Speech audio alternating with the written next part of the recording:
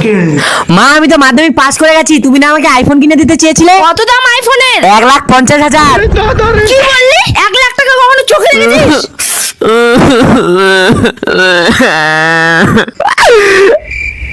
মনে হয় ছেলেটাকে চড়ে মেরে দিলাম। এই যে বেটা তোর আইফোন 16 প্রো ম্যাক্স। আরে এটা তো সত্যি সত্যি আইফোন। আরে মার মার, সামনে চলে গেল, মার।